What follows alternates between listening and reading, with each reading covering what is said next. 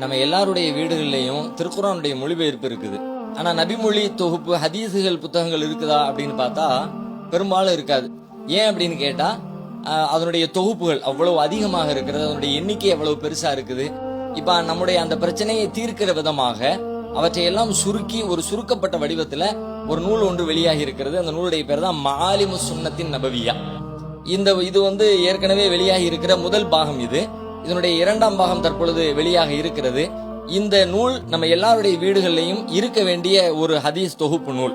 இந்த நூலுடைய ஆசிரியர் என்ன பண்ணிருக்காங்கன்னு கேட்டா, இமாம் மாலிக் அவர்களுடைய முஅத்தா, அஹ்மது அவர்களுடைய முஸ்னத் அஹ்மது, புகாரி இமாமுடைய ஜாமிஉ ஸஹீஹ், அது மாதிரி முஸ்லிம் இமாமுடைய ஜாமிஉ ஸஹீஹ், அதுபோல சுனன் அபூ தாவூத், ஜாமிஉ திர்மிதி, சுனன் நசாயி, சுனன் இப்னு மாஜா, சுனன் தாரமி, சுனனுல் குப்ரா லில் பைஹகி, சுனனுல் குப்ரா, ஸஹீஹ் இப்னு ஹுஸைமா, ஸஹீஹ் இப்னு ஹிப்பான், முஸ்தத்ரக் ஹாக்கிம், அஹாதீஸுல் முக்தாரா, இந்த 14 ஹதீஸ் நூல்கள்ல இருந்தும் மொத்தம் எவ்வளவு நூல் ஹதீஸ்கள் இருக்கிறது அப்படின்னு பார்த்தா 1,14,194 இருக்கிறது.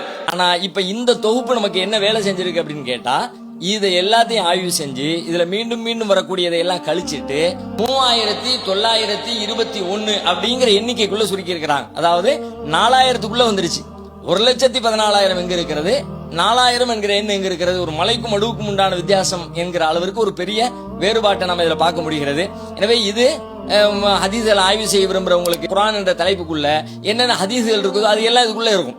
தூய்மை அப்படின்னு ஒரு தலைப்பு எடுத்தீங்களா, அந்த தூய்மை என்ற தலைப்புக்குள்ள என்னென்ன ஹதீஸ்கள் இருக்குதோ அத்தனை ஹதீஸ்களுமே அது ஒரு தொகுப்பாக இதுல தொகுக்கப்பட்டிருக்கிறது. அதனால ரொம்ப எளிய வடிவத்துல நம்ம எல்லாருக்குமே ஒரு தன்னம்பிக்கை ஊட்டுகிற வடிவத்துல நபிமொழியை ரொம்ப எளிமையாக புரிந்து கொள்ளவும் ஈஸியா படித்து விளங்கிக் கொள்ளவும் முடியும் என்கிற ஒரு நம்பிக்கை ஏற்படுத்துகிற வகையில் வந்திருக்கிற இந்த புத்தகம் நம்முடைய எல்லாருடைய வீடுகளிலும் இருக்க வேண்டிய, வாசிக்க வேண்டிய, பின்பற்ற வேண்டிய ஒரு மிக முக்கியமான ஒரு நபிமொழி தொகுப்பாக இருக்கிறது.